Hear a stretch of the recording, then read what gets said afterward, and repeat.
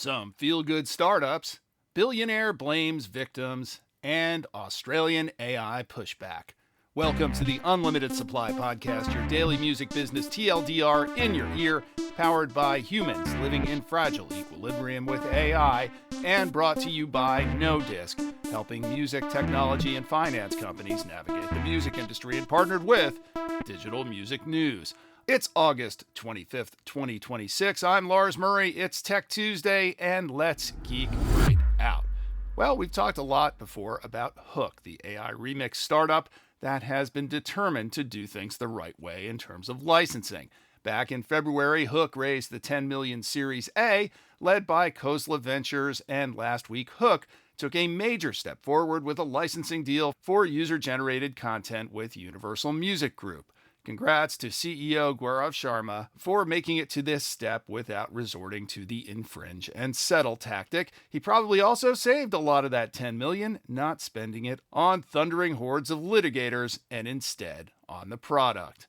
In another instance of a feel-good Tuesday tech story, it's pretty cool to see a profile of an old friend and her startup. That would be Targa Sahyoun, my former Columbia coworker, who's always been both creative and tech-forward. Over in Music Week, Paine posted a profile of Targa and her startup File Eaters, which she co-founded along with her longtime associate, Morgan Dorr, whom you might remember from the band Boys Like Girls. File Eaters is attempting to shake up the shitwork of artist and songwriter file management, including all that important metadata and including watermarking all the way back to the stem level, which should provide an extra speed bump when it comes to content ID and AI data training.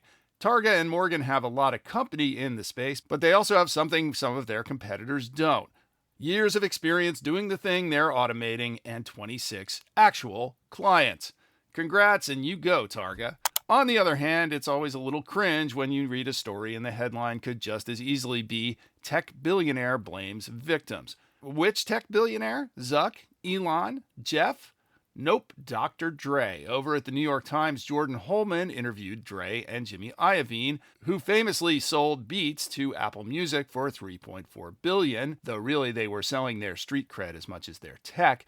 Dre's money quote about AI in the article was, quote, "I think the only people that see it as a threat are the people who have trouble creating," which is pretty easy for him to say, given that he really doesn't need to be bothered much with protecting his underlying music assets. But actually, the big problem with the statement is it ignores people in the supply chain who aren't active creators and rely on their hits for their sustenance. You know, people who didn't sell a headphone company and a not very good streaming service to Apple for $3.4 billion. The other shame of that headline, and I probably made it worse by quoting it, is that the interview in the Times is not about music AI controversy per se. It's about introducing more creativity and innovation into the American workplace, which Dre and Jimmy are trying to spearhead through a program at USC. In that sense, they're very much ahead of the curve in terms of what mindsets, training, and methods execs are going to need as AI increasingly changes the workplace. It's a smart and maybe noble crusade, but lumping everybody with concerns about AI into the Luddite camp isn't accurate. And coming from a tech billionaire, because make no mistake, that's how Dre got his third comma, is a little, shall we say, tone deaf. All of this is happening against the backdrop of those concerned parties doing a little pushback. Last week, the concerned parties were Apple and Spotify putting some guardrails around AI-generated content. Now it's the Australian Recording Industry Association, or Aria, which has decided it's going to ban what it calls substantially AI-generated music from its charts.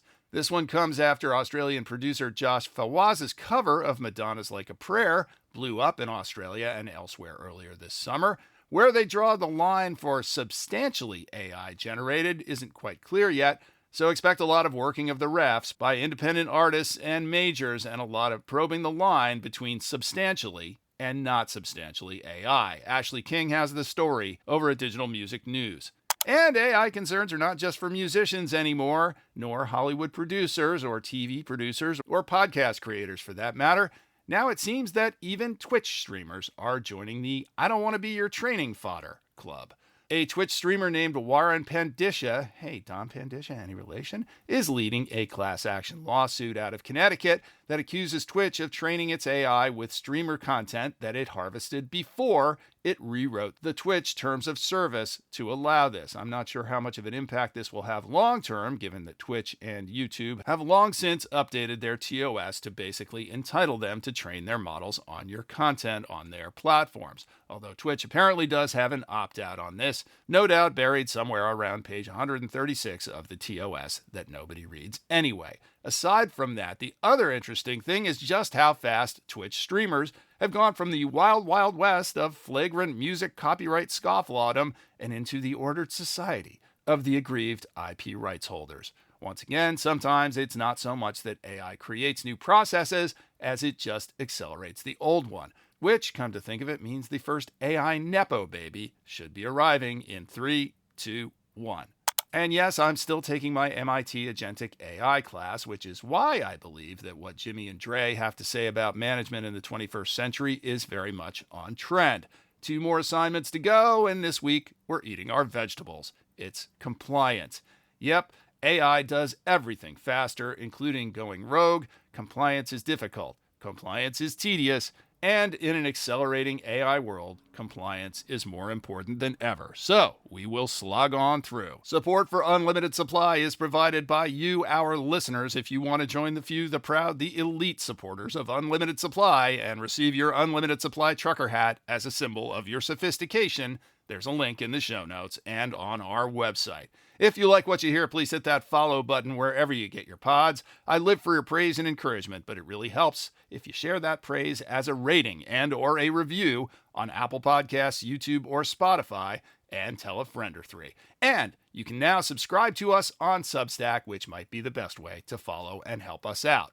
Links are in the show notes, but you can also visit unlimitedsupplypod.com to sign up for our newsletter, to tell us what you think about the show, to suggest feature ideas, to feed us info, to feed us lunch, to call us out on our dubious assertions, and to tell us what we're missing out on. I'm Lars Murray, and remember, in this business, no conflict means no interest.